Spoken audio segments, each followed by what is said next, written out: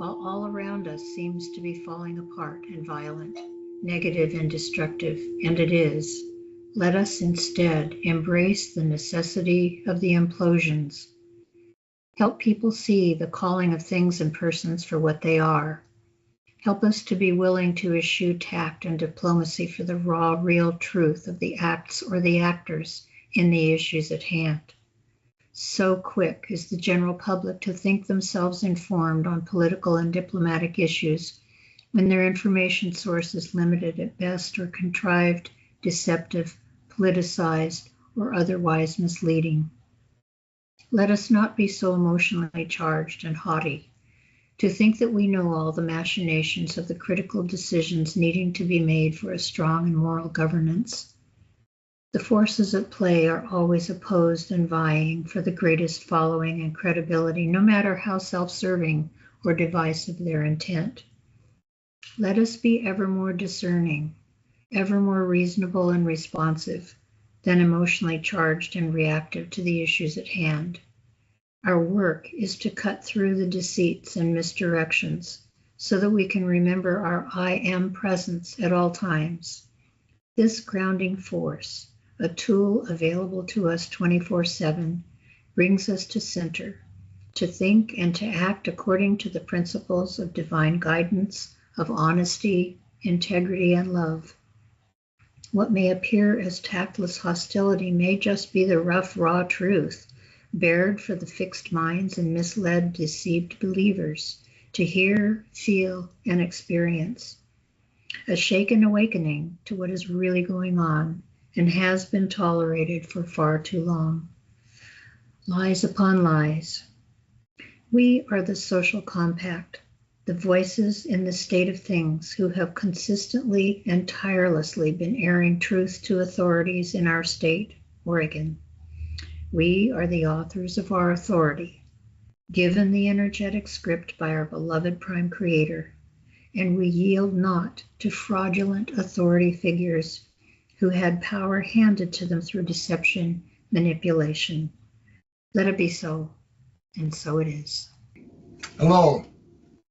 The title on this is Quiet Title Being Sought on the Marco Hatfield Federal Building. You may not know what quiet title is. When a property's ownership, deed, transfer of title is not clear, and it needs to be clear, you can file for a quiet title. And all of those that have a spoon in the pot are invited to present their bona fides. What is your claim? So, if you have a claim, bring it. If you can't support your claim, you won't submit it. And we'll find out who really owns the Marco Hatfield Federal Building. There are two lawful names, the United States of America and the United States. Neither name is used in the recorded Multnomah County records. They are the only jure names of original jurisdiction. Just two names, constitutionally, circa 1859. Bouvier's Law Dictionary, 6th edition, 1856.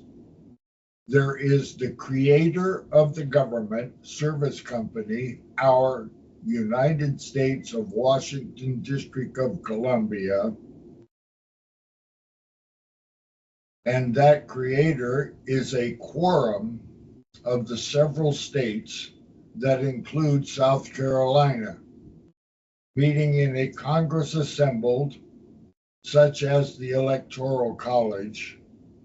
This assembly is taking place currently on Oregon. Our grand jury meets every Monday at 7 p.m. on Teams.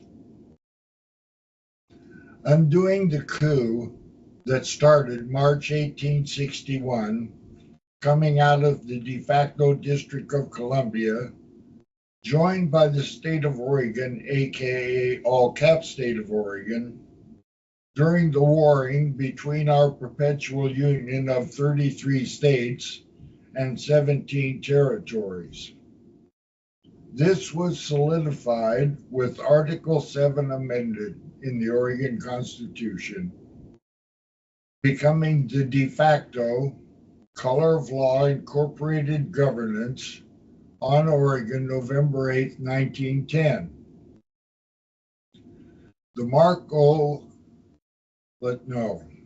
The Hatfield Federal Building is complicated. It is built on 6 parcels of land, still owned by the original owners that were seized by eminent domain. There is no record of Oregon's legislature authorizing the land, so it is not jure. It's de facto. What we'll find out. Quiet title. It is part of the de facto city of Portland as a subdivision of the county of Multnomah, as a subdivision of the state of Oregon, as a subdivision of the United States of Washington, District of Columbia, Inc., in some form. We are no longer deceived. There's a bunch of us. This is not Article 4, Section 4, a constitutional Republican form of government. De facto.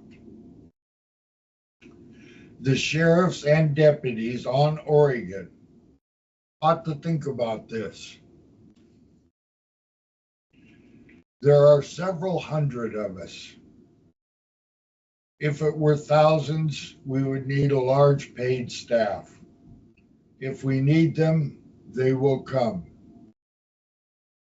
I thought that the triggers so far would do it. Athens, Tennessee. We would prefer you do the work as you contracted for and was agreed upon,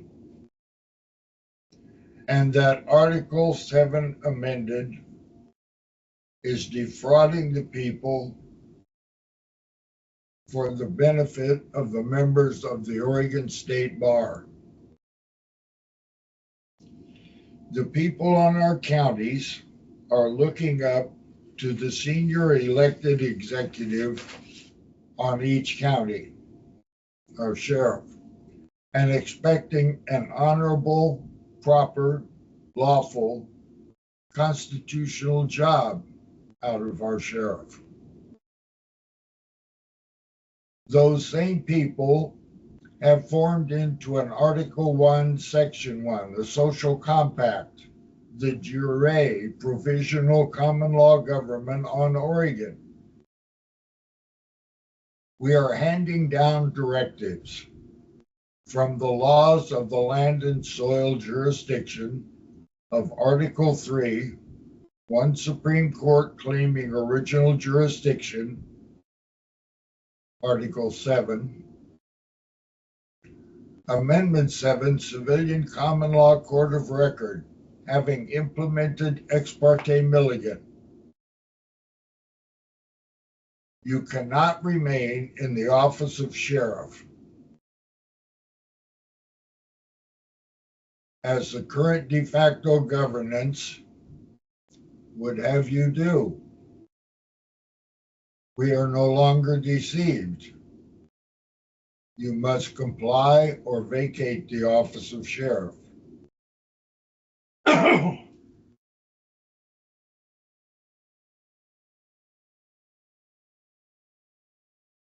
Your greatest mark of acceptance and honor is when people that would not betray us recommend you.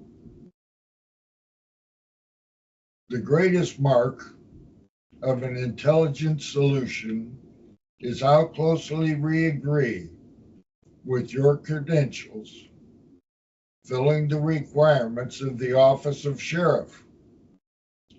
We all agree with a basic reason. So the claim is reversible. This is about the split between good and evil. It's right down to it.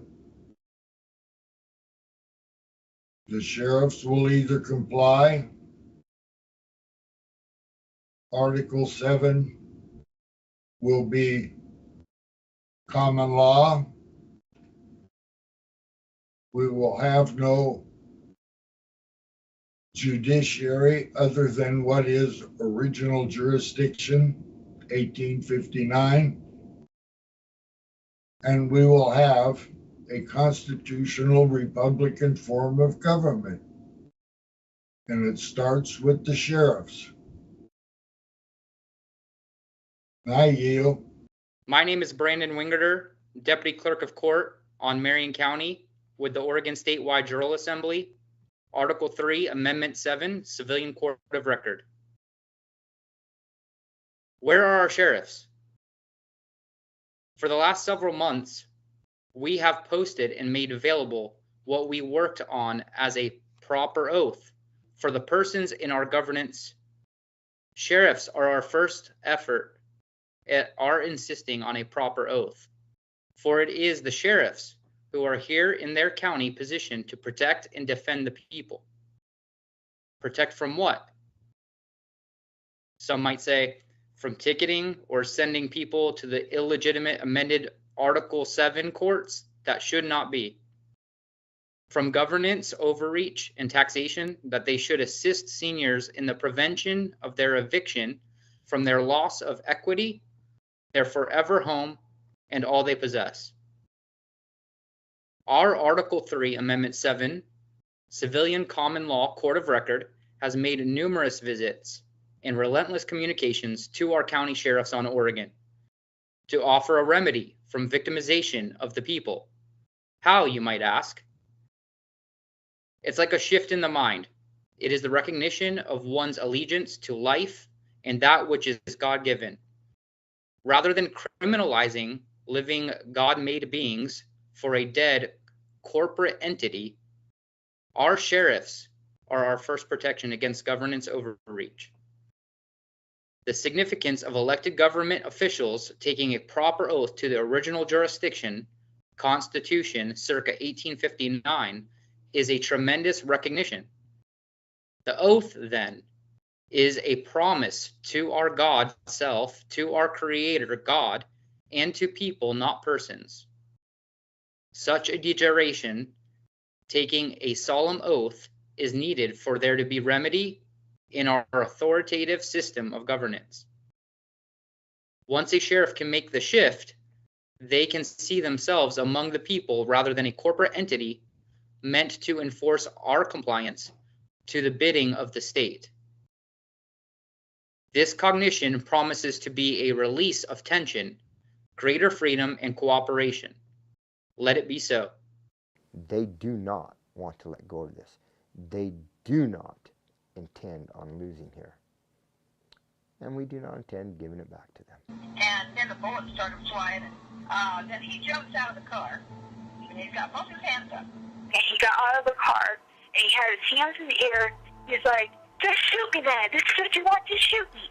And they did. They shot him dead. With his hands in the air, and I saw it. I swear to God. He was just walking with his hands in the air. And they shot him. And they shot him dead, and then after he was down on the ground, shot him 3 more times.